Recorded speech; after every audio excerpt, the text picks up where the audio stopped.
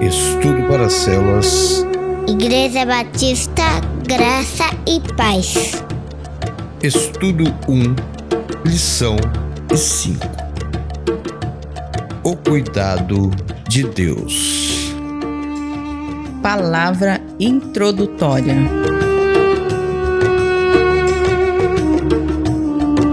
Texto base, capítulos 8 e 9 do livro de Esther. Os 2 últimos capítulos do livro de Esther são contos de vitória e de festas que apresentam uma atmosfera de triunfo, mas que carregam por trás de si dias de lutas, pranto e muita tristeza. Assim acontece conosco. Muitas vezes as pessoas nos veem como se estivéssemos vivendo uma vida alegre e de paz, mas elas não conhecem os capítulos anteriores da nossa história regada de lágrimas e superações. Esta última lição termina com o testemunho de vitória de um povo que, mesmo vivendo em terras estranhas, não negociou os valores e o legado espiritual que recebeu de seus antepassados, a lei de Deus. O acusador tinha contra esse povo um testemunho falso de que eles eram perigosos porque não obedeciam às leis dos persas. Mas isso era uma mentira. O que aconteceu foi que Mordecai, ou Mardoqueu, não se inclinou diante de um homem chamado Amã, o Amalequita. Ele era um alto oficial da corte do rei Assuero, conforme lemos em Esther 3:1. Depois destas coisas, o rei Assuero engrandeceu a Amã, filho de Hamedata, Agadita, e o exaltou e pôs o seu assento acima de todos os príncipes que estavam com ele. Amaleque é um espírito que ataca por emboscada. Fica na espreita e sempre começa seu ataque por momentos de cansaço e desânimo dos filhos de Deus. Leia Deuteronômio 25, 17 a 19.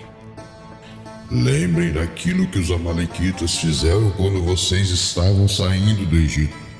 Eles não temeram a Deus.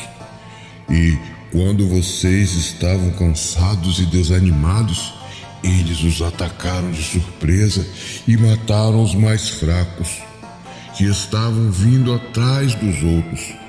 Portanto, quando Deus, o Senhor nosso Deus, lhes tiver dado a terra que vai ser de vocês e tiver feito com que derrotem todos os inimigos ao redor, acabem com os amalequitas.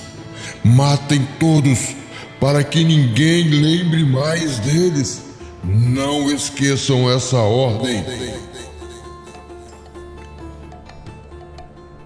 Nem sempre estamos dispostos e felizes em nossa caminhada. Muitas vezes nos deixamos abater pelas circunstâncias que se apresentam e temos a tendência de darmos um passo para trás. É nesse momento que o espírito amalequita ataca.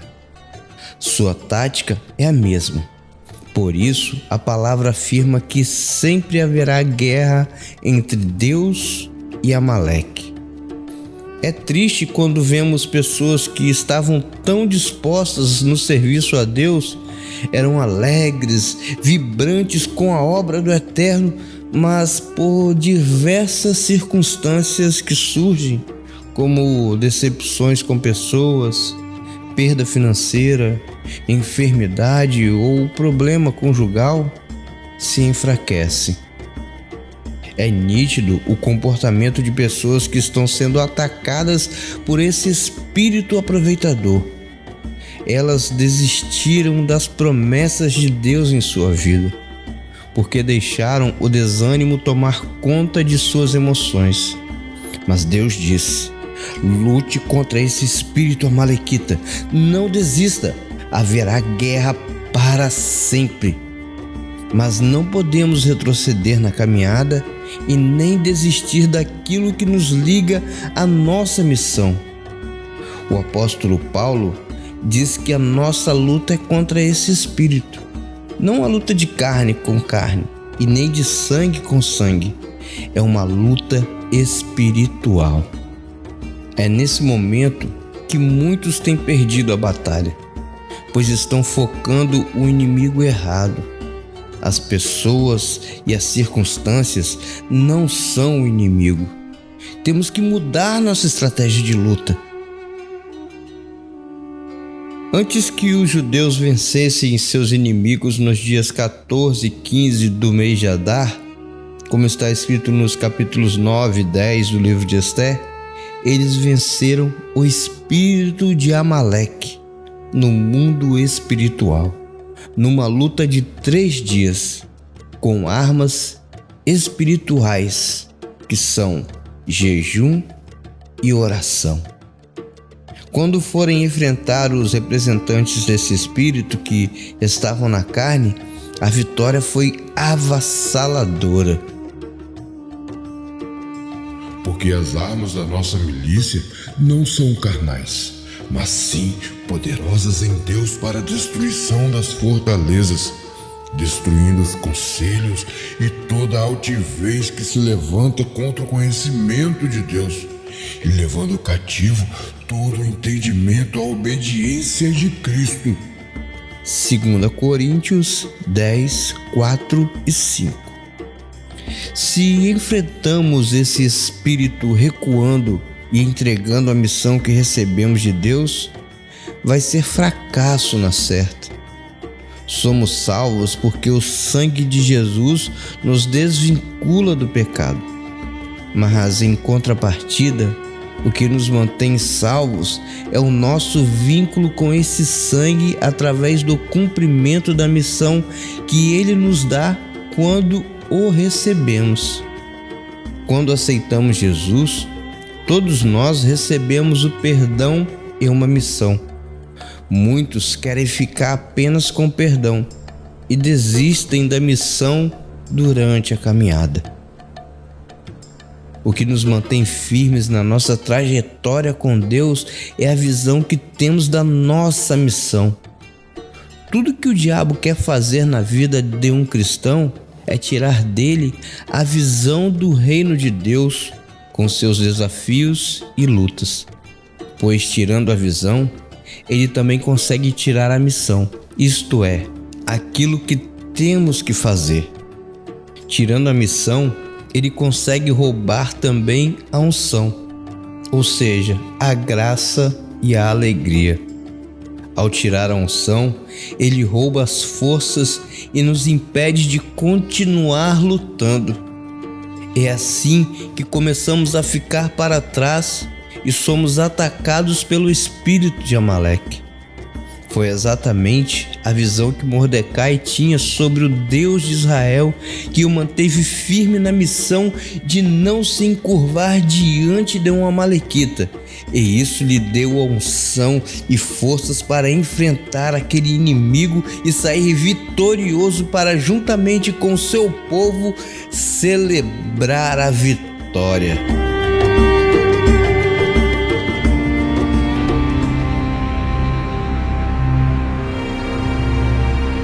Lição 5. O cuidado de Deus. Tópico 1. O início de tudo. Amã já havia sido enforcado, mas existiam mais inimigos no meio do povo. O espírito amalequita não desiste. Com certeza, em Suzã, a capital do império, era notório o fato do grande livramento que o Deus dos hebreus realizara em favor do seu povo. Muita gente passou a crer no Deus de Israel, convertendo-se à religião judaica, em virtude de tão grande livramento que veio sobre o povo, conforme Esté 8:17. Também em toda a província e em toda a cidade aonde chegava a palavra do rei e a sua ordem, havia entre os judeus alegria e gozo, banquetes e dias de folguedo, e muitos dos povos da terra se fizeram judeus, porque o temor dos judeus tinha caído sobre eles. Os dias 13 e 14 de Adar foram dias de lutas, e como vimos no texto lido, aconteceu algo maravilhoso. Os povos que viviam no reino e muitos oficiais se uniram aos judeus e formaram uma grande força contra o inimigo. No dia 13 de Adar, na cidade de Susã, foram mortos 500 inimigos. Leia Ester 9:12. Houve também outras mortes de inimigos do povo de Deus nas demais províncias.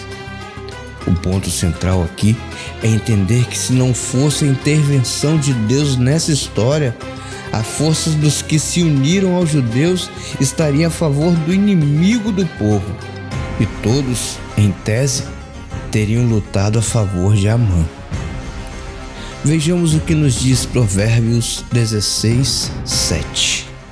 Se a nossa maneira de viver agrada a Deus, Ele transforma os nossos inimigos em amigos.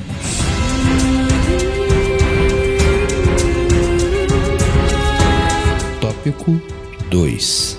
Deus transforma nosso pranto em alegria.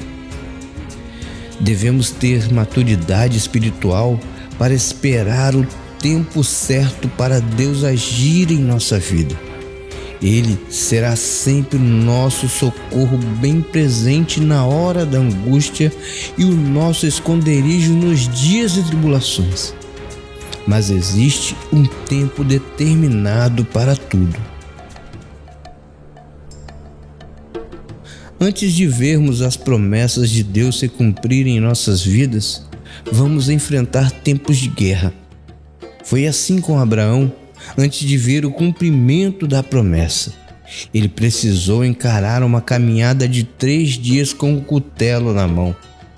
Ele tinha que decidir se subiria ou não a montanha para sacrificar Isaque, seu projeto pessoal, para então descer de lá com o projeto de Deus, que era torná-lo o abençoador de todas as famílias da terra. Antes de Mordecai se tornar o segundo homem mais importante do Império Persa, ele foi perseguido pelos inimigos que o denunciaram, dizendo que ele não se curvava quando Amã passava. Por esse motivo, ele carregava em seus ombros o peso de ser a causa da morte de todo o povo, pois, ao descobrir que Mordecai era judeu, Amã decidiu matar não somente ele, mas todos os judeus que viviam nas 127 províncias do Império. O diabo tem como propósito provocar danos não somente a nós, mas a toda a nossa família e descendência. Não podemos nos distrair nessa luta. Um deslize no pecado e pronto. A legalidade lhe é dada para trazer danos a muitos. Podemos alcançar até 10 gerações. Podendo alcançar até 10 gerações, conforme está escrito em Deuteronômio 23:2. Nenhum filho ilegítimo fará parte do povo do Senhor, nem ele, nem os seus descendentes, até 10 gerações. Filhos ilegítimos são filhos gerados fora do casamento, isto é, no adultério, na prostituição. Mas a bênção de Deus alcança até 1000 gerações, pois onde abundou o pecado, superabundou a graça do Eterno. Saberás, pois, que o Senhor teu Deus é Deus, o Deus fiel, que guarda a aliança e a misericórdia até 1000 gerações aos que o amam e cumpre os seus mandamentos. Deuteronômio 7:9. Depois da tribulação daqueles dias, o povo judeu podia enfim descansar e se alegrar no Senhor. Tu mudaste o meu choro em dança alegre, afastaste de mim a tristeza e me cercaste de alegria. Salmo 30:11.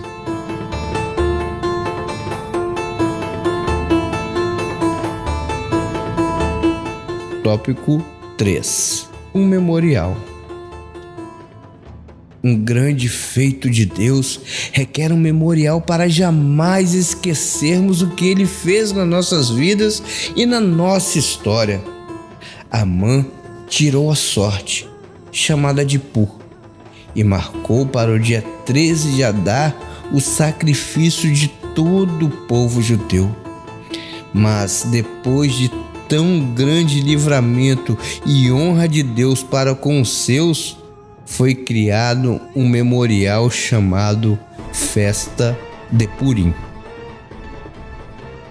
É por isso que os judeus que vivem em vilas e povoados comemoram o dia 14 de Adar com banquetes e festas e mandam comida uns aos outros. Mordecai escreveu tudo o que havia acontecido e mandou cartas a todos os judeus que moravam em todas as províncias do reino, tanto aos de perto como aos de longe. Nas cartas, ele ordenou que todos os anos eles comemorassem os dias 14 e 15 do mês de Adar, pois foi nesses dias que os judeus se livraram dos seus inimigos, e foi neste mês que a tristeza e o luto se transformaram em alegria e festa. Portanto, que dessem banquetes e festas, mandassem comida uns aos outros e distribuíssem presentes aos pobres. Assim, os judeus, de acordo com o que Mordecai tinha escrito, começaram o costume de comemorar esses dias. Ester 9:19-23. Conclusão. Esse memorial atravessou gerações. Até hoje, a festa de Purim é celebrada em Israel entre os meses de fevereiro e março do nosso calendário. É uma festa genuinamente judaica, diferente das festas bíblicas que não são judaicas. Elas são festas de Deus, conforme lemos em Levítico 23. Sendo uma festa judaica, a festa de Purim nos convida a nos juntarmos aos nossos irmãos para celebrarmos estes dias, reconhecendo os grandes livramentos que o Eterno nos proporciona. Nos dias que antecedem a festa, podemos jejuar e orarmos a Deus agradecendo e pedindo o seu socorro. Lembro-me que na festa de 2020, no mês de fevereiro, estávamos louvando a Deus. A igreja estava repleta de irmãos e amigos. Na semana seguinte, os cultos na igreja foram suspensos. O mundo inteiro se curvava ao novo inimigo, o vírus chinês. Quanta apreensão! Mas já havíamos clamado ao Eterno por proteção. E aqui estamos nós, vivos e prontos para celebrarmos a Deus e agradecê-lo pelo seu cuidado para conosco. Você está convocado para esta festa. Há inúmeros motivos para dançarmos de alegria na presença do Senhor. Nós viremos com todas as nossas forças ao arraial dos justos para nos regozijarmos pelos grandes livramentos. Assim, concluímos essa primeira jornada do ano a respeito do cuidado de Deus, dizendo: muito obrigado, Adonai, pelos grandes livramentos. Muito obrigado por atravessarmos essa pandemia em 2020 e 2021 sem termos nenhuma baixa. Muito obrigado, Eterno de Israel, pelo seu braço forte que nos protege. Sim, estamos ávidos e ansiosos para celebrarmos a festa de Purim, oferecendo-a ao Senhor como um tributo pelo teu cuidado para conosco. Igreja Batista, Graça e Paz, Pastor Ney Fraga.